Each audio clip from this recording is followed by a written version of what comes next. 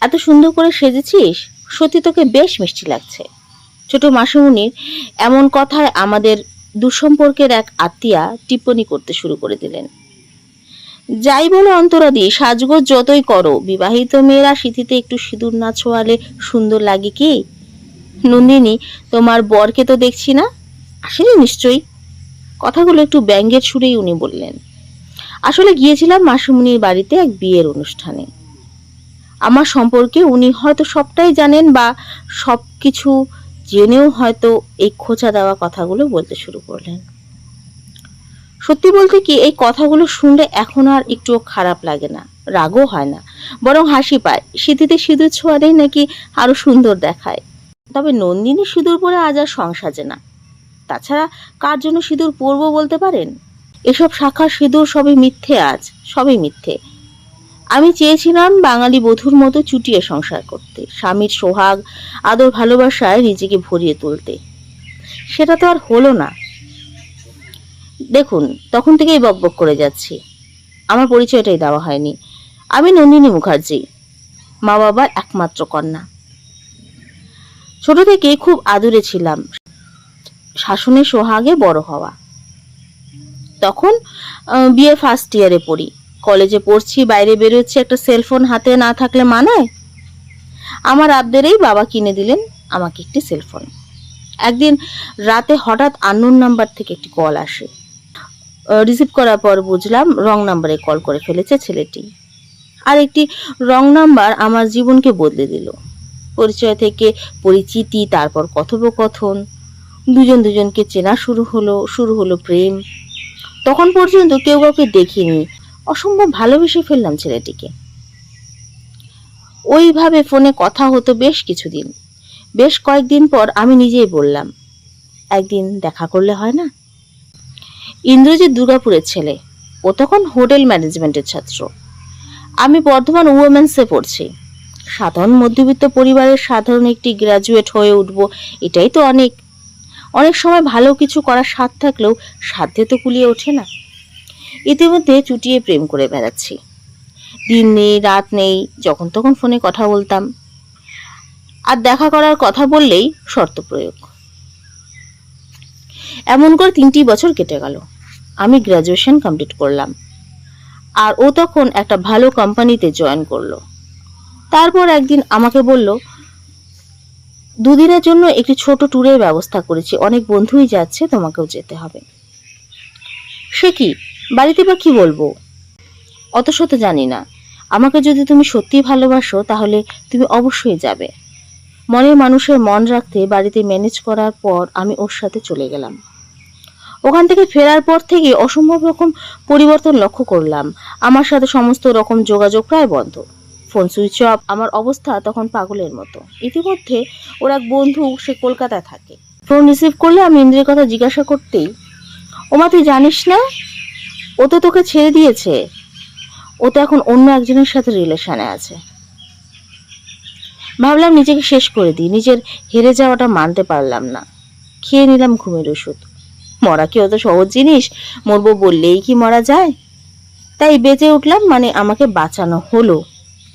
অবশেষে বাড়িতে সবকিছু বলতে বাধ্য হলাম। আমার বাবা দাদা সব শুনে ওদের বাড়িতে গিয়ে হাজির। চাপে পড়ে ইন্দ্র আমাদের বাড়িতে আসে, নিজের ভুল স্বীকার করে এবং জানায় আর কখনো সেরকম করবে না। বাবার রেজিস্ট্রি ম্যারেজ করার কথা বলে ও জানায়, হোয়াই নট, আমি রেজিস্ট্রি করতে ইচ্ছুক, তাহলে ভালোবাসলাম কেন, বিয়ে যদি না করব? এমন ভালো মানুষের কথা আরো একবার বিশ্বাস করাটা জীবন দ্বিতীয় ভুল। আসলে ভালোবাসার মানুষের সঙ্গে থাকবো, এটাই তো স্বাভাবিক।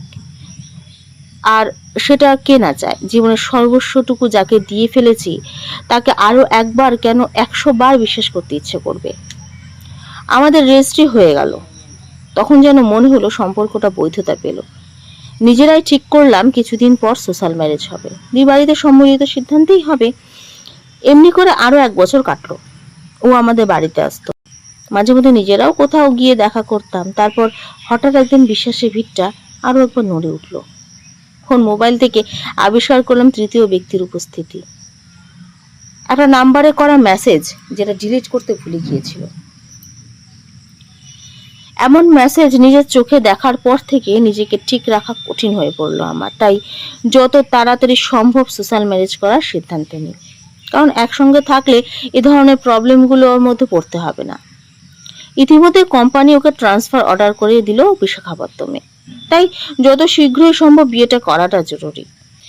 সেই মতো বিয়ের দিনক্ষণ ঠিক করার জন্য ওদের বাড়িতে যাওয়া হলে মোটা অঙ্কের দাবি করে বসা হয়। দিতে পারলে তবেই বিয়ে হবে, না হলে নয়। যাই হোক, শেষমেশ বিয়েটা হয় ইন্দ্রজিতের উদারতায়, ঠিক যেমন রবীন্দ্রনাথ ঠাকুরের ওই দেনা পাওনা গল্পের নিরুপমার স্বামীর মতো এমন উদারতার কথাবার্তায়। বিবাহ করিতে আসিয়াছি, আমি বিবাহ করিয়াই যাইব। সত্যি এক অদ্ভুত বিয়ে। ওর বাড়ি থেকে একটি লোকজনও এলো না। বিয়েটা হলো বটে, তবে আমার আর শ্বশুর বাড়ি যাওয়ার সৌভাগ্য হলো না। বিয়ে 2 দিন পর বরের সাথে সোজা চলে গেলাম বিশাখাপত্তনম। বিয়ের পর নতুন জায়গা, নতুন সংসার, সত্যি এক অনুভূতি। বেশ ভালো কাটছিল কটা দিন। বিশাখাপত্তনমে থাকাকালীন ওই কয়েকটা দিন ছিল জীবনের স্বর্ণযুগ। নিজের হাতে রান্না করা থেকে শুরু করে যাবতীয় সব কাজ সবই করতাম। তারপর মনে হলো কলকাতায় ফিরতে হবে। একঘেয়েমি জীবন থেকে মুক্তি পেতে চাইছে মন। একদিন আমার মায়ের ক্যান্সার ধরা পড়লো। ওখান থেকে চলে এলাম কলকাতায়। এখানে এসে ও কলকাতায় অফিসে জয়েন করলো। ইতিমধ্যে মাও মারা গেলেন। অনেক টাকা পয়সা খরচ করেও মাকে বাঁচানো যায়নি। মাকে যে শেষ দেখাটা দেখতে যাব সেটাও দেখতে পারলাম না, কারণ তখন আমি ফুললি বেড রেস্টে, কারণ আমি তখন প্রেগনেন্ট। শারীরিক কিছু সমস্যার জন্য শুয়েই থাকতে হতো বেশিরভাগ টাইমে। কি যে অসম্ভব রকমের মন খারাপ, সেটা আর বলে বোঝানোর ভাষা নেই। তারপর আমার মেয়ে হলো। তখন পর্যন্ত ভালোই কেটেছিল আমাদের। মেয়ের 1 বছর বয়সের পর থেকেই ইন্দ্র যেন আবার পাল্টে গেল। প্রায় দিনই দেখতাম অফিস থেকে ফিরছে অনেক রাত করে। কিছু বলতে গেলেই অফিসের কাজের চাপ, এবার নিজেদের মধ্যে একটা দূরত্ব তৈরি হচ্ছে, সেটা বুঝে গেলাম। আমার জগতে আমি আর আমার মেয়ে একদিকে, আর অন্যদিকে ও। ইতিমধ্যে একদিন অফিস থেকে ফিরে আমাকে জানালো অফিসের কাজে ইমিডিয়েট গুয়াহাটি যেতে হবে 3 দিনের জন্য। আমি ভাবলাম সত্যি হয়তো কোনো জরুরি কাজ আছে, কিন্তু আমার ভাবনা ভুল বলে প্রমাণিত হলো। অফিসের কাজে গুয়াহাটিতে সে যায়নি, গিয়েছিল গোয়া। ওখান থেকে ফেরার পর ওর ব্যাগ থেকে 2টো ফ্লাইটের টিকিট পাই। তখনই জানতে পারি নতুন বান্ধবী অফিসের কলিগ পারমিতার কথা। জানতে পারাটা অপরাধ। তারপর থেকে শুরু হলো মারধর। সম্পর্ক যেটুকু ছিল সেটাও আর থাকলো না।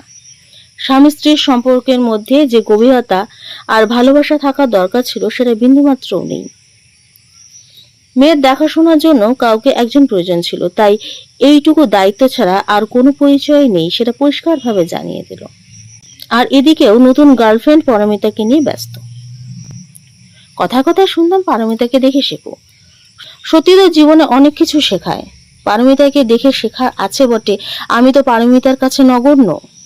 পারমিতা সুন্দরী, তার ওপর চাকরিরতা, সব থেকে বড় কথা পারমিতা ডিভোর্সি। কত সহজে একটা সম্পর্ক থেকে বেরিয়ে এসে নতুন সম্পর্কে জড়িয়ে ফেলতে পারলো পারমিতা নিজেকে, সেটা না দেখলে বোঝা যায় না। আর আমি স্বামী প্রেমে অন্ধ হয়ে এমন স্বামীর সাথে সম্পর্কে জড়িয়েছি। উপায় বা কি আছে? বাপের বাড়িতে ফিরে যেতে মন চায় না, কার কাছেই যাব? বাবা ছাড়া যে ওখানে আর কেউ নেই। এদিকে মায়ের চিকিৎসা চালাতে গিয়ে বাবা প্রায় নিঃস্ব। তার উপর নিজেও যে চাকরি বাকরি করি না। কি অকাত আছে তোমার? আমার টাকায় বসে খাচ্ছ, তার উপর বড় বড় কথা। আজকের সমাজে মেয়েদের নিজের পায়ে দাঁড়ানোটা যে কতটা জরুরি সে তার বুঝতে বাকি থাকলো না। দেওয়ালে তো পিঠ ঠেকে গেছে, তাই ঘুরে দাঁড়ানো দরকার। এত অপমান সহ্য করার মতো মানসিকতা আর আমার নেই। দিনের পর দিন নিজেকে এইভাবে আর অপমানিত হতে দেওয়া যায় না। নিজের ভুলগুলো কত সহজেই আজ চোখে পড়ে যাচ্ছে। একজন ভুল মানুষের সঙ্গে থাকতে থাকতে ভুল বোঝাটা বড় পাহাড়ের মতো হয়ে দাঁড়িয়েছে। কিন্তু আমি যে ঘুরে দাঁড়াবো সে শক্তি বা কই? না আছে অর্থ, না আছে নিজের বাসস্থানের সামর্থ্য। ইতিমধ্যে কোম্পানি নাকি ওনাকে ট্রান্সফার করে দিয়েছে হায়দ্রাবাদে, তাই চলে গেল সে হায়দ্রাবাদে। আমিও মেয়েকে নিয়ে পড়ে রইলাম শহর কলকাতার গড়িয়ার এক খুবচি ফ্ল্যাটে। মাস পার হলে মেয়ের খরচের জন্য মানি ট্রান্সফার ছাড়ার কোনো দায়িত্বই সে করলো না। এদিকে আমিও জীবনের প্রতি শ্রদ্ধা হারালাম। বেঁচে থেকে আর লাভ কি? ঠিক করলাম এ জীবন আর রাখবই না। তাই মেয়েকে নিয়ে চললাম অজানা পথের উদ্দেশ্যে। কিন্তু অন্তিম মুহূর্তে মৃত্যুর পথে কাটা হয়ে দাঁড়ালো একজন মানুষ। ভাবলাম, ভগবান কি আমাকে নিয়ে খেলা করছেন? আমার কপালে মরণ নেই। আমাকে মৃত্যুর হাত থেকে ফিরিয়ে নিয়ে যিনি এলেন তিনি আর কেউ নয়, তিনি দেবদূত। আর 2 বছর হলো আমার আর আমার মেয়ের সুখ দুঃখের সাথী একটি মানুষই। আমাকে যে বাঁচতে হবে আমার মেয়ের জন্য আর আমার নিজের জন্য সেটা বুঝিয়েছেন এই মানুষটি। আমার মেয়ের দেখাশোনা থেকে শুরু করে যাবতীয় সবকিছু নিঃস্বার্থভাবেই করে চলেছে এই একটি মানুষই। আমার অন্তরের যাবতীয় শ্রদ্ধা ভালোবাসা সব এই মানুষটির জন্যই। এই মানুষটা আমার জীবনকে 10টা বছর পেছিয়ে দিয়েছিল। আজ এই মানুষটা আগামী 50 বছর এগিয়ে দিয়েছে জীবনটাকে নতুন স্বপ্ন দেখানোর জন্য। আজ আমি হাসি, কারণ হাসতেই তো ভুলে গেছিলাম। ইচ্ছে হলে সাজগোজ করি, মেয়েকেও সাজাই। যেমন আজই দেখুন না, বিয়ে বাড়িতে এসে কেমন সাজটাইনি সেজেছি। মাসিমণির কমপ্লিমেন্টে সেটা বুঝতে পারছেন তো। শুধু সাজগোজই না, আমি জিমেও যাই, শরীরচর্চাও করি, ভালো একটা চাকরিও করছি এখন। আর নিজেকে ভালো রাখতে নিজেকে গিফট দিই, কারণ আগামী দিনে যে আমার চোখে অনেক স্বপ্ন, সেগুলো বাস্তবায়িত করার দায়িত্ব তো আমার উপরেই রয়েছে। আমার কিছু অপূর্ণতা সেটা পূরণ করতে চাই মেয়ের মধ্য দিয়ে। আর ইন্দ্র, সে আছে তার মতো তার লাইফে। তবে আমি ডিভোর্স দিইনি। মনের ডিভোর্স তো কবেই হয়ে গিয়েছে। কাগজে কলমে এত সহজে বৈধ মুক্তি দিয়ে সহজ সরল জীবন উপভোগ করার মতো ছাড়পত্র আমি তাকে দিতে পারবো না, কারণ আমি আমার উদারতার রাস্তা থেকে সরে এসেছি অনেক আগেই। তবে আমার আজ মনে হয় মেয়েরা আর্থিকভাবে দুর্বল বলেই তারা অসহায়, অত্যাচারিত, অপমানিত। তাই প্রেম ভালোবাসার প্রলোভনের ফাঁদ অপেক্ষা নিজের কেরিয়ারটা যে অনেক বড়, এটা সমস্ত মেয়েদেরই বুঝতে হবে।